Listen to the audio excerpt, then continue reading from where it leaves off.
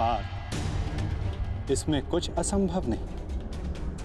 एक दृष्टिहीन व्यक्ति संसार को अपनी मन की दृष्टि से देखता है। बोलने में असक्षम व्यक्ति प्रयास करके अपने संकेतों से संसार को समझाता है। जिनके हाथ पांव नहीं होते वो भी पुरुषार्थ करते हैं। तो आत्मा को जानना भी इतना कठिन कार्य नहीं है पार्थ।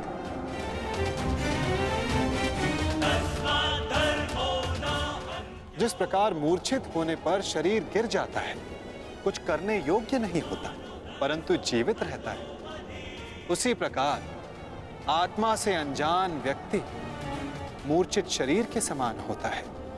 वो जीवित रहता है परंतु कर्म और धर्म को समझ नहीं पाता। जो मनुष्य अपने भीतर जाकर उस परमात्मा के अंश की खोज करता है, वो जान जाता है कि वो केवल इंद्रियों का संगम है, केवल ये शरीर नहीं, केवल भाव नहीं, वो स्वयं को आत्मा के रूप में पहचान लेता है।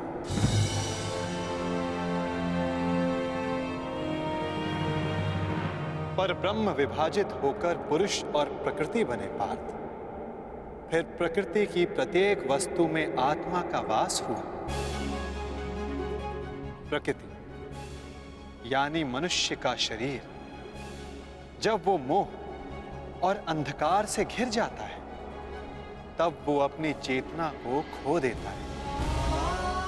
तब उस मोह निद्रा को तोड़कर अपनी चेतना को जगाना, स्वयं को परमात्मा का भाग जानना, यही आत्मा का कार्य है, यही उसका उद्देश्य है पार्थ।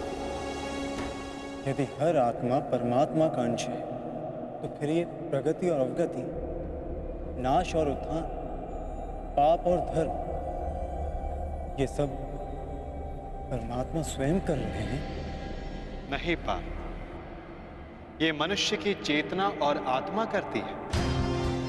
जिस प्रकार कीचड़ से घिरा रत्न अपनी चमक खो देता है, जिस प्रकार मेघों से घिरा सूर्य अपना प्रकाश खो देता है, वैसे ही प्रकृति के 24 तत्वों से घिरी आत्मा ये भूल जाती है कि वो परमात्मा का अंश है। उसे लगता है कि ये देह ही सब कुछ है, देह के अतिरिक्त भी उसका कोई अस्तित्व है, इसका उसे भान ही नहीं रहता। वो केवल देह की संवेदना को ही ज्ञान मानती है। हानि लाभ, सुख दुख, स्वाद गंध, स्पर्श श्रवण, बस इसे ही अपना अनुभव मान लेती है। वो पाप करती है जो आत्मा परिवर्तन का प्रयत्न ही करती, जो अधर्म करते रहती है। उसको जागरूक करने के लिए दंड देना अनिवार्य होता है पार्थ। उसके जागरण के लिए युद्ध अनिवार्य होता है।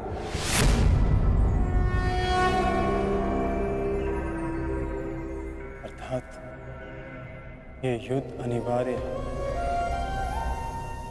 मैं शरीर नहीं। हाँ पार्थ, तुम भी ये शरीर नहीं, तुम भी आत्मा हो। और इस युद्ध भूमि में खड़ा प्रत्येक योद्धा वैसा नहीं जैसा तुम उसे जानते हो। वो सभी आत्माएं हैं, मोह, अहंकार और अंधकार से घिरी हुई। कुछ समय के लिए आत्मा इनके शरीरों में वास कर रही है। शरीर मरेंगे किंतु सब अमर हैं। अपनी अपनी देह को त्याग कर सब नया शरीर धारण करें और बार बार तब तक ऐसा होता रहेगा जब तक आत्मा से मोह और अहंकार का आवरण नहीं हट जाता, जब तक वो स्वयं को पवित्र आत्मा, शुद्ध आत्मा के रूप में नहीं जान लेती और अधर्म का त्याग करके धर्म में दृढ़ नहीं हो जाती।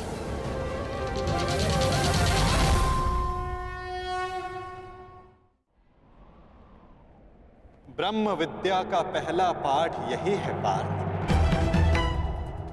तुम क्या खोने से डरते हो? तुम क्या साथ लाए थे जो तुम वापस ले जाओगे? जिसने जन्म लिया है उसे एक ना एक दिन अवश्य मरना होगा, और जो मरेगा उसे फिर से जन्म लेना होगा। यही महाज्ञान सांख्य योग है पार्थ।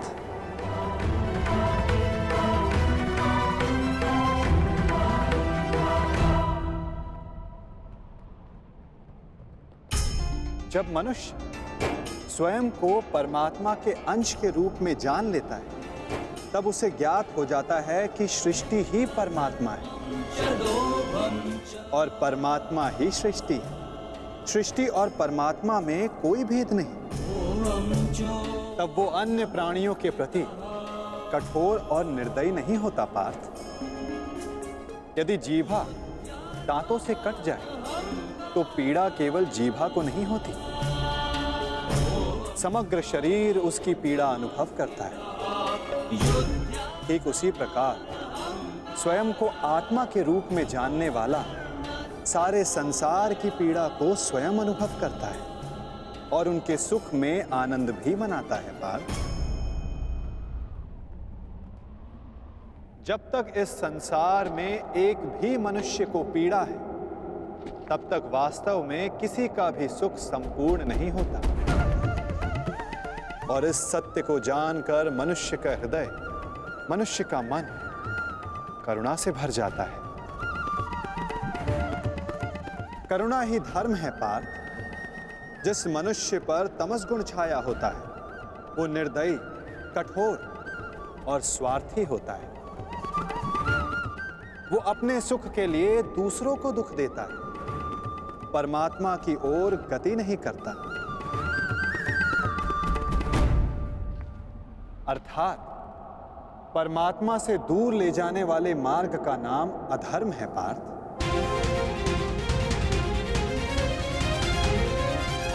अर्थात अधर्म तो अज्ञान का दूसरा नाम है माधव। परंतु अज्ञानी और अपराधी में अंतर नहीं होता। क्या अज्ञानी के लिए दया आवश्यक नहीं? उन्हें दंड देना कैसे उचित है?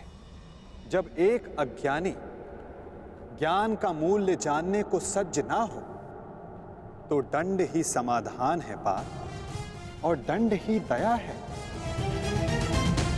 उसके प्रति भी और दूसरों के प्रति भी। सृष्टि की गति सदा परमात्मा की ओर हो यह आवश्यक नहीं पार्थ। कभी कभी ऐसी स्थिति भी आती है जब अधर्म, मोह और अज्ञान बढ़ जाता है। धर्म के नाश का भय उत्पन्न हो जाता है। यदि संसार से धर्म लुप्त हो जाता है तो करुणा भी नष्ट हो जाती है, सत्य भी नष्ट हो जाता है। यदि भविष्य में आने वाली पीढ़ियों को धर्म प्राप्त हो सके, इसलिए आज अधर्मियों का वध करके धर्म की स्थापना करना आवश्यक है पार्थ। और आज तुम्हारे समक्ष ऐसी ही स्थिति है।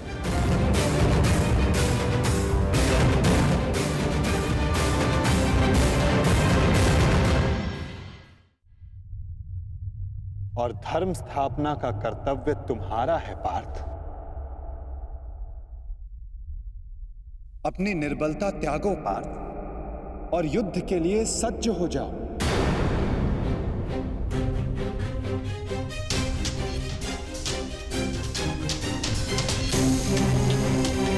किंतु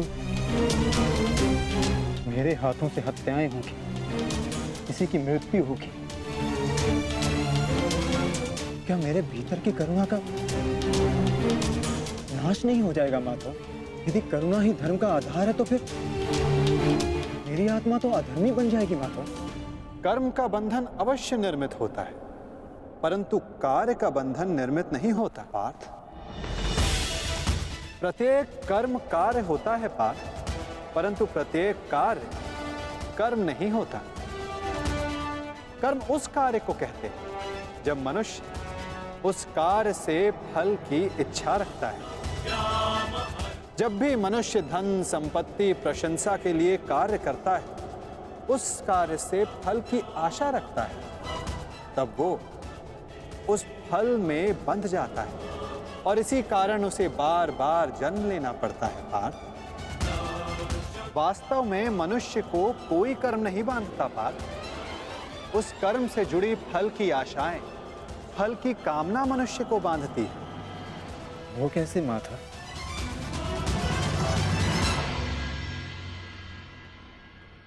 यदि तुम्हें इस युद्ध में विजयी होने की आशा है तो पराजित होने पर तुम्हें भीषण दुख होगा पार्थ।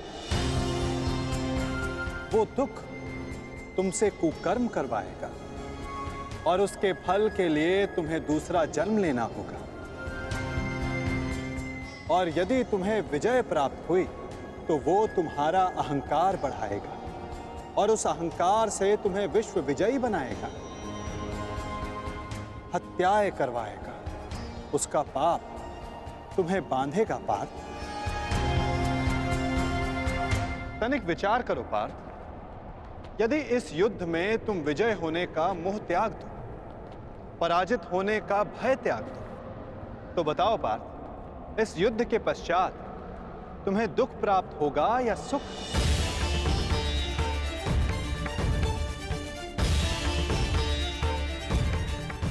ना सुख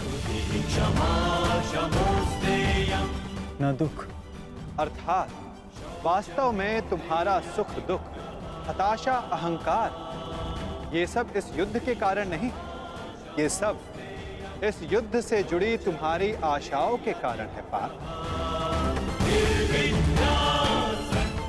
क्या ये सत्य नहीं? सुख दुखे समे कृत्वा लाभा लाभा जया जय ततो युद्धाय युजस्व नैवं पापम वयाप्स्यसि।